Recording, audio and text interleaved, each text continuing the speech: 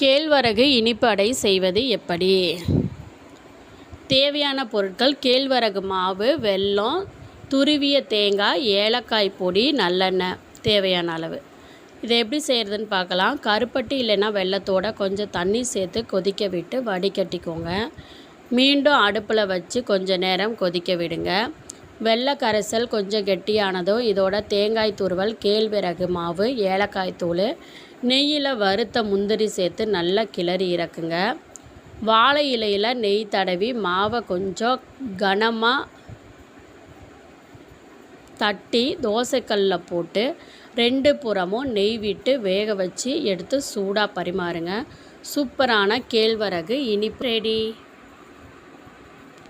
இது ரொம்ப ஹெல்த்தியானது. குழந்தைங்கள்லேருந்து பெரியவங்க வரைக்கும் யார் வேணாலும் சாப்பிடலாங்க. வெல்லம் தான் சேர்க்கறதுனால எந்தவித ஒரு பாதிப்பும் ஏற்படாது.